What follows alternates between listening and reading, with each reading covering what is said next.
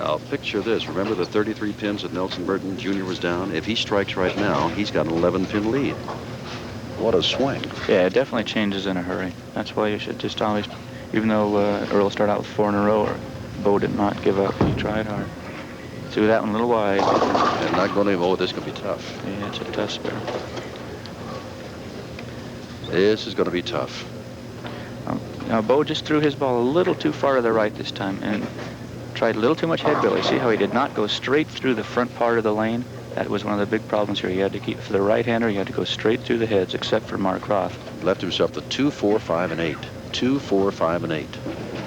Standing a little cluster down there. It's a very tough spare.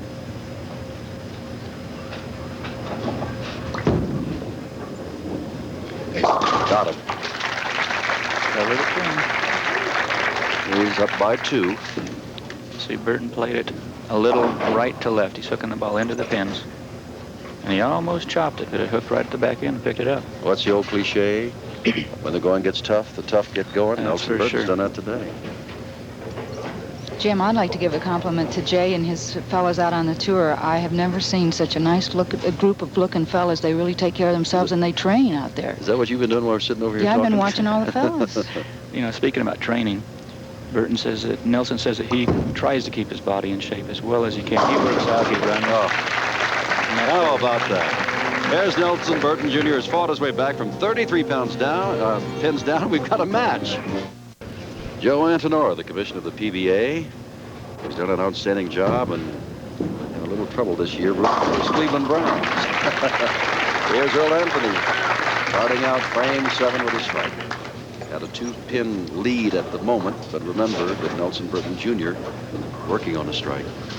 Yeah, Jim, they're both on a strike right now. So if Earl gets this, it'll be 12 pins. And if Bo can come back and get a couple of strikes, he'll take the lead. So it's a nip and tuck battle right here. It's keeping good matches.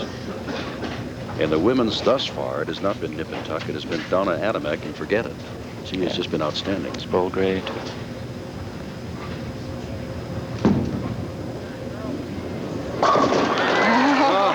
Oh, look where he cleared that from. No wonder he's smiling now after that. That was a ball.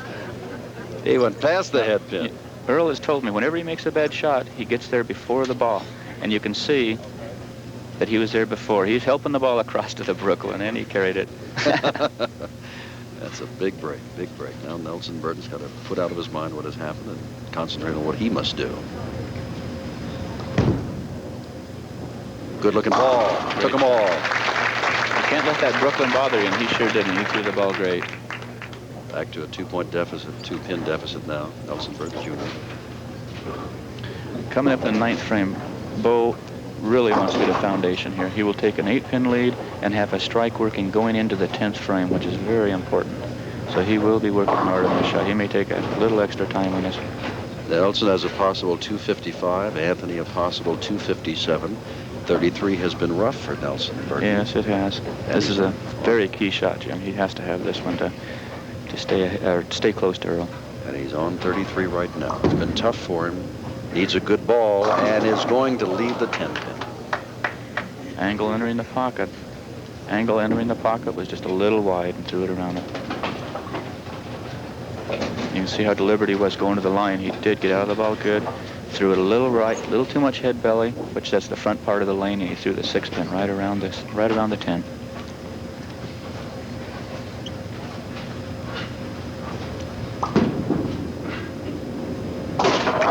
Has it? Now, if Earl Anthony should win, he has met Mark Roth here 3 times already this week. And guess who the winner has been all 3 times? The man in your picture right there. And Mark Roth knows that. Anthony up by 3. He's on 34. Had the Brooklyn on 33 and leaves himself the 7-pin. That is what is called a ringing 7-pin. He threw that ball excellent. That is not, there's not much you can do about a shot like that, Jim. You'll just try to repeat it next time and get the 7 out. Remember last time he left a 7-pin over here, he missed it. So see if he can get a little more speed. He'll probably move his feet a hair to the right, get a little more angle going into the pin. Remember, he almost threw a straight ball last time, and then That's right, hooked it hooked just right at the pin. It may do it again. It may do it again. He did the same thing. Absolutely the same thing.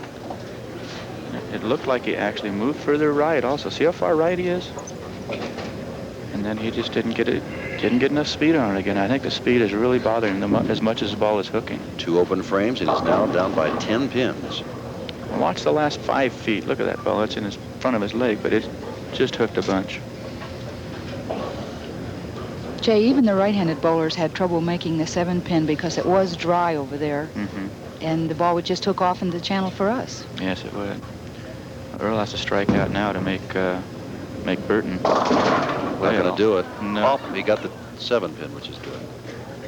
But I was just thinking that Nelson Burton Jr., who may win this, was down 20 to George Pappas and won it. He was down 33 to Earl Anthony, one of the greatest bowlers of all time, and may win it. Now, if Earl picks a spare up, all Nelson will need was a spare or a strike to win the tournament. Now, Earl had more speed on that shot. I'm surprised Earl isn't using a harder ball for his spares. That would cut down on the hook. A lot of the bowlers do that. They use 2 bowling balls. One softer bowling ball for the strikes to get the hook and the pin action. Then they'll change to a harder bowling ball and shoot the spares. But he's not doing it. I think he will next time. Pin count is awful important here, too. All right. There to the Brooklyn side almost again. Burton needs a spare or a strike to win this match. Just a mark. That's all he needs. Yeah, but let's vote him to come back to the award. Your award, I'm telling you. He's played very well today. He had to come back last night just to make the Final Four. That's right. Had to bowl very well last night. Now, he needs a mark. And he advances to the finals for the $10,000 against another Mark Roth. Needs a mark, and he got a break. He got a break, and he hasn't gotten the mark yet. It's a much easier spare breaking down the 2-4-5 to the 5-pin. You can just shoot his strike angle now.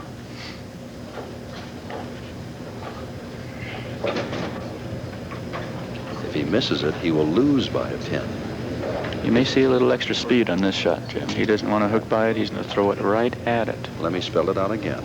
If he hits the 5-pin, he's the winner, goes to the finals. If he misses it, he's a loser by a pin. Earl Anthony goes to the finals. Here's a pressure shot. Should be okay for a pro. He's right on it and had it right in the middle. They come from behind again, and we'll go into the finals against Mark Roth in the race for the $10,000 first prize. Remember, they qualified on pinfall alone. There's the, and I'll say it again because I'm impressed. That's real money there, folks. That is real money.